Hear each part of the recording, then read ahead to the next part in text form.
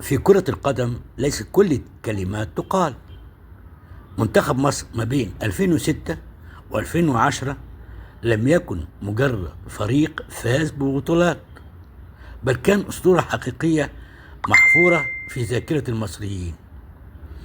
مرحلة ذهبية لا تنسى في تاريخ الكرة المصرية. لكن فجأة خرج اللاعب والإعلامي أحمد حسام ميدو، اللاعب السابق بنادي الزمالك، بتصريحات صادمة عن كواليس تلك الفترة أشعلت جدلا واسعا. قال إن كان في شيخ بيقرأ قرآن على اللاعبين قبل المباريات، وكان الشيخ ده بيحدد أرقام القمصان التي يجب ارتدائها في كأس إفريقيا، وإن الأحذية كانت بتسحب لوضع طلاسم عليها ورشها بالمياه، وإن اتحاد الكرة كان بيشتري ما يعرف بالزئبق الأحمر، وإن ما اسمها كمان بمدرسة الشيوخ كانت بتجلس خلف مقاعد الاحتياط. التصريحات دي لم تروى كحكاية شخصية بحسب، بل اعتبرها ناس كتيرة تشكيكا في إنجازات المنتخب المصري، مما أثار غضب الجماهير والوسط الرياضي، وفتح نقاشا عن حدود حرية التعبير وأهمية احترام الإنجازات الوطنية. رد فعل المجلس الأعلى للإعلام أنه أصدر قرار عاجل بمنع ظهور ميدو على جميع الوسائل الإعلامية حتى انتهاء التحقيق، مع تحديد جلسة استماع لتقييم موقفه.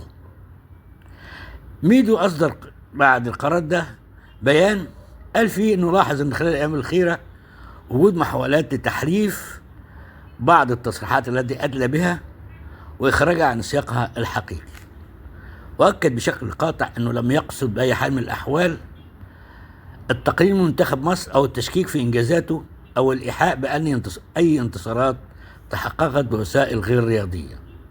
وقال إن حديثه جاء في سياق اجتماعي وثقافي عام حول بعض المعتقدات الشخصية لدى أفراد داخل المجتمع الرياضي، ولم يكن المقصود به على الإطلاق منتخب مصر كمؤسسة أو كمنظومة، ولا اللاعبون ولا الأجهزة الفنية التي حققت النجاحات بجهد وعرق وتضحيات يعلمها الجميع.